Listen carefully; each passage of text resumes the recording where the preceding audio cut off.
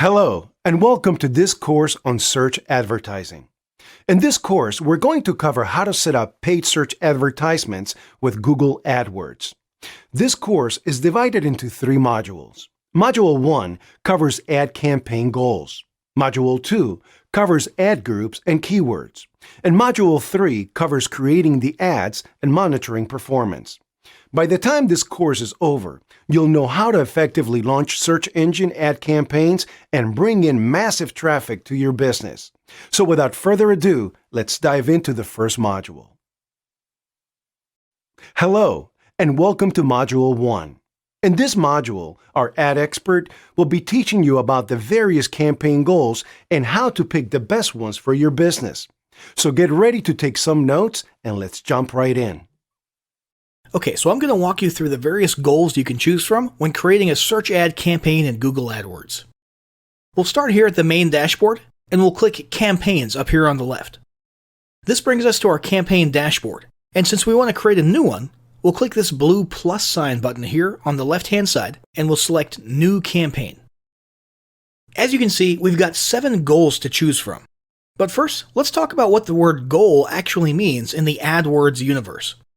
You see, rather than let companies fend for themselves and try to figure out each little variable and option in their ad settings without fully understanding what they do, Google decided recently to help guide advertisers along in understanding and shaping their ads to optimize them for specific common marketing goals. So if you choose one of these goals, you'll see helpful little suggestions next to all the settings and options in the upcoming steps. Suggestions specifically tailored towards your goal. It takes a lot of the guesswork out of the ad creation process, which previously could be pretty confusing. Now keep in mind, you want to pick the main thing you want to accomplish with this particular ad campaign. Let's have a look at each one. First up, there's sales. Google AdWords can help you bring in sales through a multitude of channels, including online stores, sales pages, inside apps, over the phone, and even physically in-store. Now you'll notice down here a list of campaign types associated with each campaign goal.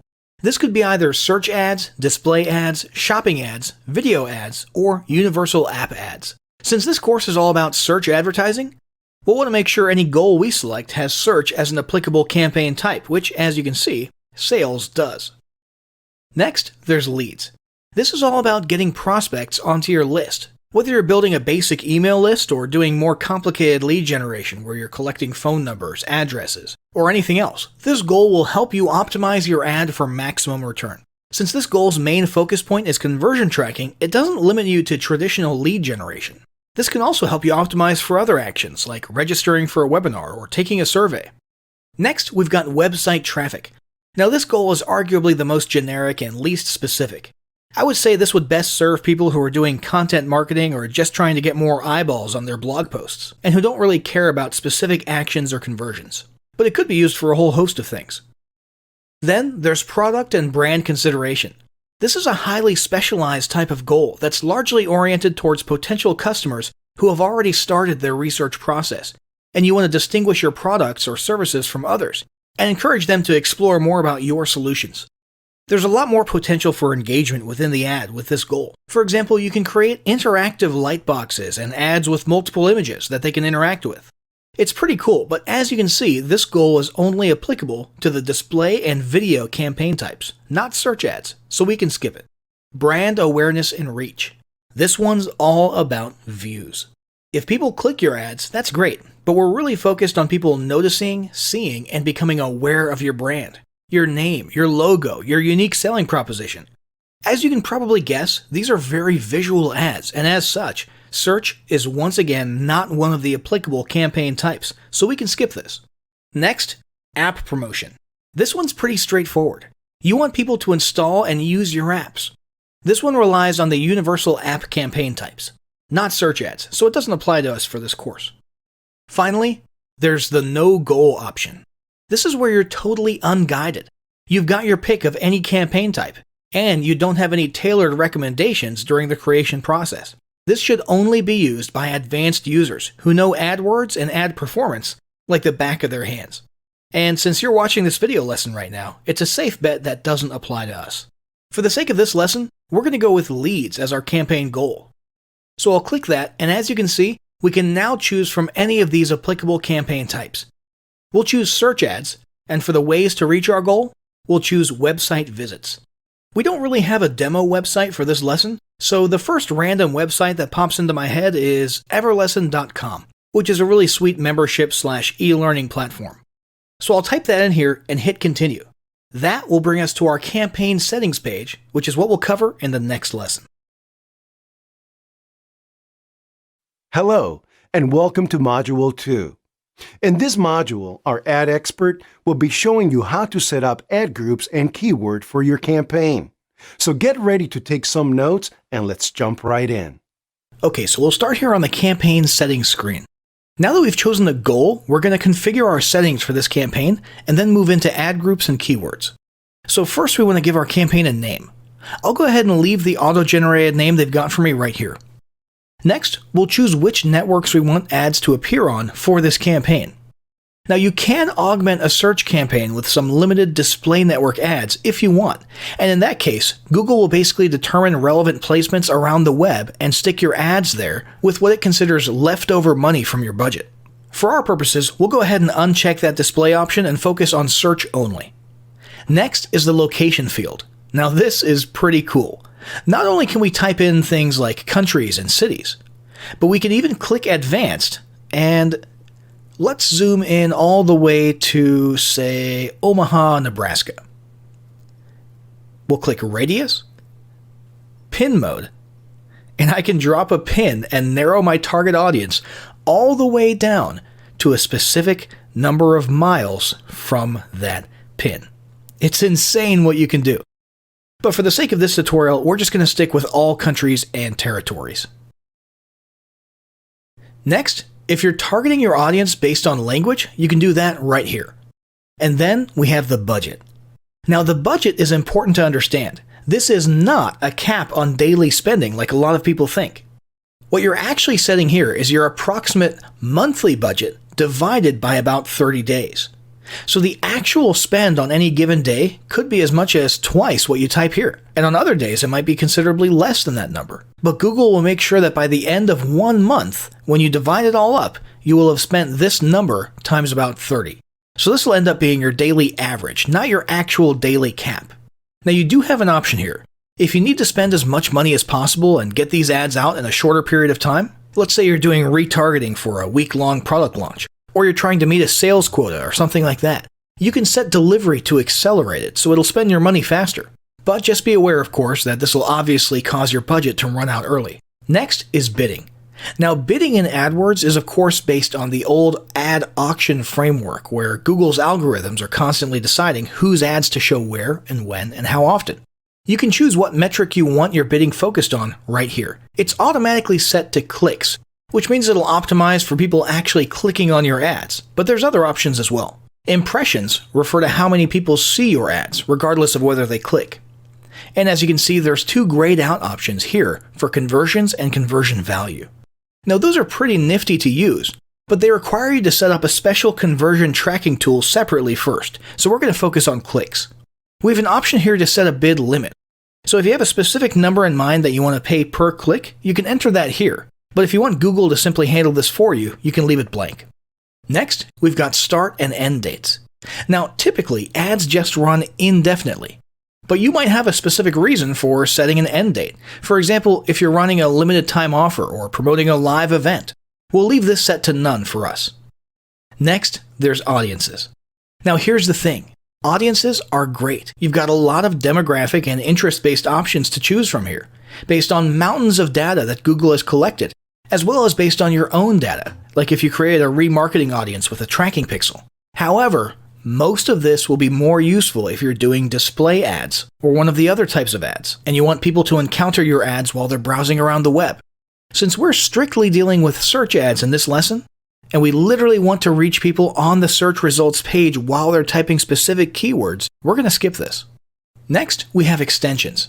Now these are very cool. Site link extensions are a great way to add additional links to a search ad that link directly to specific pages like your About page or an Hours of Operation page.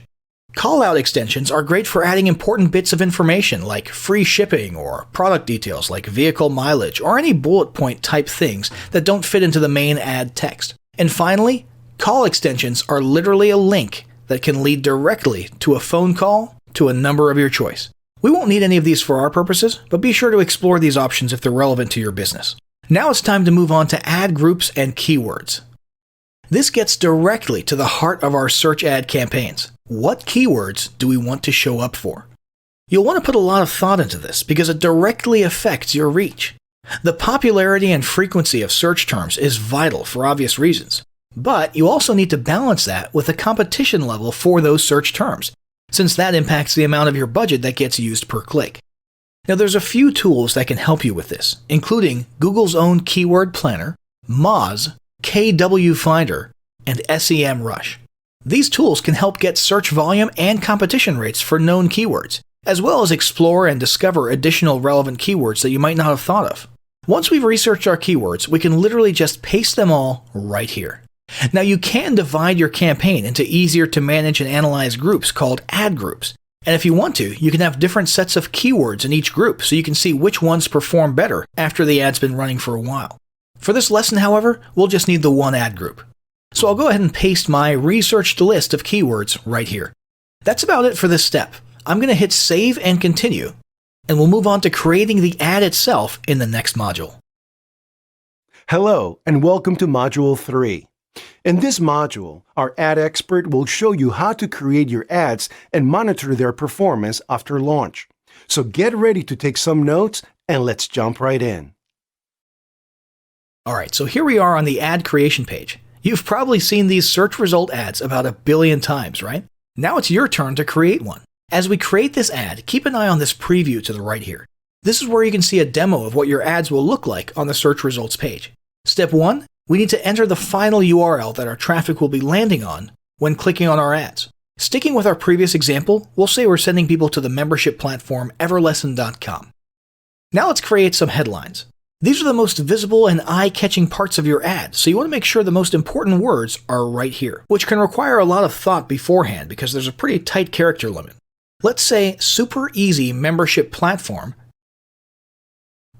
and start your free trial and point and click no coding. Now the next field here, display path, is optional. If you want your customer to see what specific pages or areas they're going to, you can put things here to reinforce the marketing message. Like if you have a clothing store, then you could put store.com/men's-shoes/outdoor or something like that. We don't really have any need for that, so we'll skip this option. Next, there's descriptions. Now, descriptions could be used to just cram some more extra information into your ad, since the headlines are pretty short. But the ideal would be to include a call to action like buy now or get started today.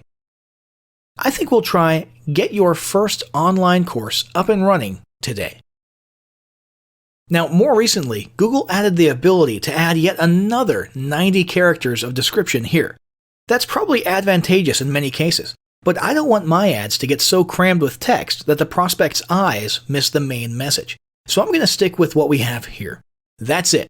Our ad is finished. So I'll hit done, and there we go. Our first search ad is ready to go. Now we could click new ad and create a few more ads with different headlines, different angles, and then we could compare later to see which ones work best. For this lesson, we'll stick with just this one, and I'll hit save and continue. This brings us to the final confirmation page, where we see a brief overview of the important details of our campaign. I'll go ahead and click continue to campaign. And here we have the dashboard for our ad groups. Now it's not going to be very helpful to go over these stats when everything says 0. So let's come over here to a past campaign that already has some data for us to talk about. So here we've got an ad group from a previous campaign that already has some stats associated with it. This one was a test campaign for selling musical instruments. Here you can keep track of a ton of important stuff. For example, we've got the actual keywords themselves, along with a toggle button for enabling or pausing each individual keyword. We've got your max CPC if you set one, whether or not your keyword was approved. But the most important data is right over here.